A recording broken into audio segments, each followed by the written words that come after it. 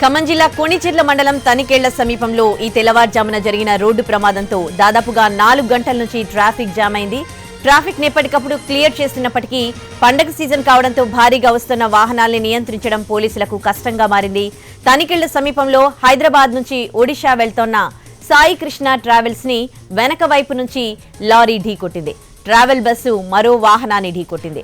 వెనక నుంచి వచ్చిన లారీ మళ్లీ మరొక లారీని ఢీకొట్టడంతో రోడ్డుపైనే వాహనాలు నిలిచిపోయాయి. దీంతో భారీ ఎత్తున ట్రాఫిక్ స్తంభించింది. హైదరాబాద్ నుంచి రాజమండ్రి, భద్రాచలం వెళ్లే ప్రధానమైన రహదారి కావడంతో ట్రాఫిక్ స్తంభించిపోయింది. ఉదయం నుంచి ట్రాఫిక్ ని కంట్రోల్ చేయడానికి పోలీసులు శ్రమిస్తున్నారు. మంత్రులు తుమ్మల, పొంగులేటి కూడా ట్రాఫిక్ లో చిక్కుకున్నారు. మరింత సమాచారాన్ని మా ప్రతినిధి భూపాల్ అందిస్తారు.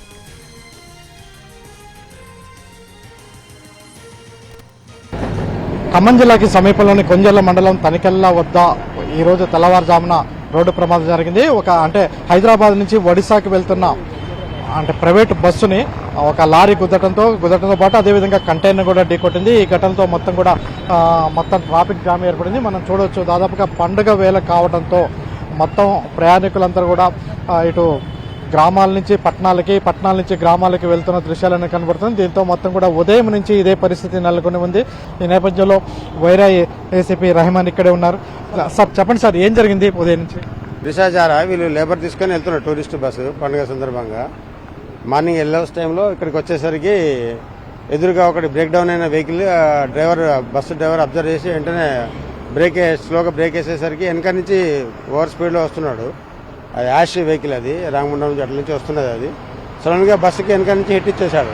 హిట్ వేసేసరికి ఒకటేసారి బస్సు యాష్ వెహికల్ కంట్రోల్ కాక ఆ రైట్ కు టర్న్ అయిపోయింది. అదే క్రమంలో ఆపోజిట్ లో ఒకటి కంటైనర్ వస్తుండే, అతను దీన్ని రైట్ కి వచ్చేసరికి అతను కొంచెం తప్పించుకోవడానికి లెఫ్ట్ తీసుకునేసరికి మిడిల్ లో గుద్దేసిండు. అతను గుద్దేసేసరికి ఆ డ్రైవర్ కు ఇంజురీస్ అయినాయి, కంటైనర్ డ్రైవర్ కు మైనర్ ఇంజురీస్ అయినాయి. బస్సులో ప్రయాణికులకు ఎవరైనా గాయాలైనా ఏంటి పరిస్థితి? బస్సులో ఎవరికి ప్రయాణం ఏం కాలేదు. లక్కీలీ సేఫ్ అయ్యారు అందరూ. వాళ్ళకు సేఫ్ సైడ్ గా ఇంకో వేరే వెహికల్ అరేంజ్ చేసి పంపించే ప్రయత్నం చేస్తున్నాం. నేను కూడా ముందు ఉన్నాను.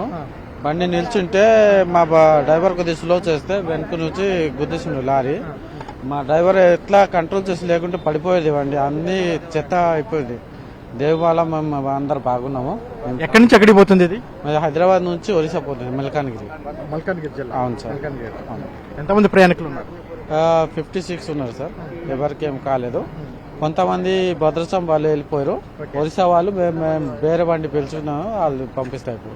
ప్రమాదంలో ఎవరికి ఏమి బస్సులో ఉన్న వాళ్ళకి ఎవరికి ఏం కాలేదు. కేవలం కంటైనర్స్ కు మాత్రమే కొంత దెబ్బతలిగిన కంటైనర్ లో ప్రయాణం చేస్తున్న వాళ్ళకే దెబ్బతలిగిన పరిస్థితి ఉంది.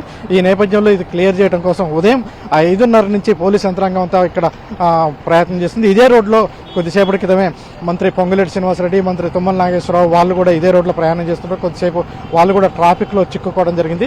అయితే ఆ ట్రాఫిక్ లో చిక్కుకోకుండా వాళ్ళందరినీ కూడా మంత్రులు ఇద్దరిని కూడా అధికారులు అయితే పంపించడం జరిగింది.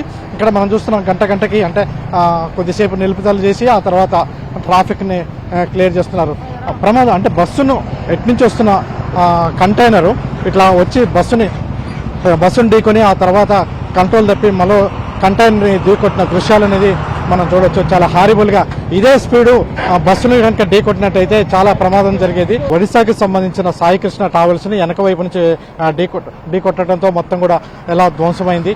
అయితే ఇది మొత్తం కూడా తెల్లవారుజామున జరిగిన నేపథ్యంలో దీని తర్వాత మొత్తం కూడా వాహనాలన్నీ కూడా ఒకే సమయంలో టూరిస్ట్ బస్సుని ఢీకొన్న కంటైనర్ మరో కంటైనర్ కూడా ఢీకొనడంతో రెండు కంటైనర్ల మధ్య బస్సు కూడా ఇరుక్కుపోయిన పరిస్థితి. ఆ తర్వాత ఈ బస్సుని బయటికి తీయడం జరిగింది. ఇందులో ఉన్న ప్రయాణికుల్ని రక్షించేందుకు తీయడం జరిగింది. రోడ్డు మీద ఉన్న వాహనాలని, లారీలని బయటికి తీయడానికి 2 క్రేన్లతో వర్క్ అయితే చేస్తున్నారు. మొత్తం మీద ఇప్పటివరకు అయితే కొంత ట్రాఫిక్ ని క్లియర్ చేయడం కోసం పోలీసు అధికారులు శ్రమిస్తున్నారు. కెమెరా పర్సన్ పుద్దుతో భూపాల్, NTV, ఖమ్మం నుంచి.